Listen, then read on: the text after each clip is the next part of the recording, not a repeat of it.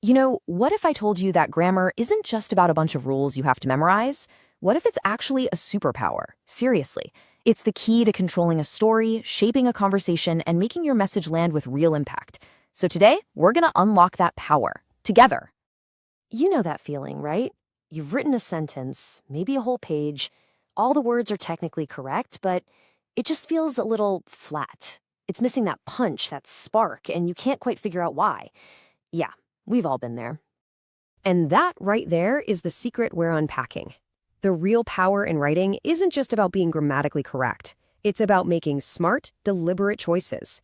It's about using the tools of language to create one thing: impact. Okay, so I want you to think of yourself as a kind of craftsman. And to build powerful sentences, you need the right tools. Today, we're opening up the Writer's Toolkit and taking a close look at two of the most essential ones out there: voice and narration. Let's see how they work. All right, first up is the tool that lets you control all the action and energy in your sentences. We're talking about grammatical voice. And really, it's all about deciding who or what is in the driver's seat of your sentence. Now, here's the crucial part. Voice isn't about your personal writing style. It's a technical choice. And it all boils down to one simple question. Is your subject doing the action, or is the subject receiving the action? That one little decision can change the entire feel of your writing.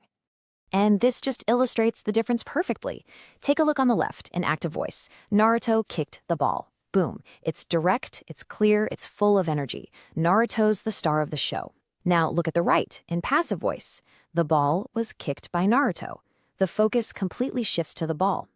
Now look, active is usually stronger, but passive voice is a really smart strategic tool. You use it when the person doing the action is unknown or just not important, like saying the window was broken. Or you see it a lot in science to emphasize the experiment, not the researcher. The solution was heated to 100 degrees. See? It's all about controlling where your reader looks. Okay, so that's how we control action. But what about words? What about dialogue? Well, our second tool is all about controlling how we present what other people say. Let's dive into the art of narration, which you might also know as reported speech. This is all about how you, the writer, choose to present a conversation. Do you want to give your reader a front row seat where they hear the exact words someone spoke? Or do you just want to summarize what was said to keep things moving? You've basically got two main options. So let's put these two side by side. Imagine Sakura says, "I am ready." That's direct speech. It feels immediate, personal, like you're right there with her. But if we report what she said, using indirect speech, it becomes, Sakura said that she was ready. We get the exact same information, but now it feels more like a summary. One brings a dialogue to life, the other keeps the story zipping along. It's all about picking the right tool for that exact moment. Okay, so we know what the tools are and we know why they matter. So now for the fun part, the user manual. Let's get into the mechanics of how to switch between these things. And hey, don't worry, it is way more straightforward than you might think. Anytime you're turning a direct quote into a reported summary, there are just 3 simple steps you gotta follow. Every single time. First, you change the pronouns. Second, you shift the verb tense back 1 step into the past. And third, you update any words that refer to a specific time or place. Let's see it in action. This table just lays it all out perfectly. I mean, take a look. The pronoun I becomes he or she, the present tense verb am shifts back to the past tense, was, and a time word like now becomes then. See that? It's just a simple, logical pattern. You stick to these 3 steps and your reported speech is going to be spot on every time. Before we wrap up, let's quickly talk about some common pitfalls to avoid. With voice, the biggest trap is just overusing the passive form when there's no good reason to. It can make your writing feel kind of vague and weak. Oh, and also, make sure your verb form is correct. It's is kicked, not is kick. A small detail for sure, but it makes all the difference.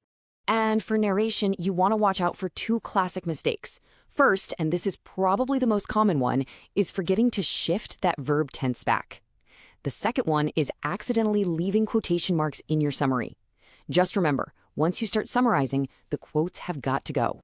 So now you've got the tools and you have the user manual. The key thing to remember through all of this is that you are always in control. These aren't just a bunch of boring rules you have to follow. They are powerful choices you get to make as a writer. So if you take away just one thing today, Let it be this simple idea. With voice, you get to control the action. With narration, you get to control the dialogue. You are the director of your reader's entire experience. So the toolkit is open. You understand how these powerful instruments work. The only question left is, what are you going to build with them? What story are you going to tell, now that you know exactly how to shape it with precision and with power?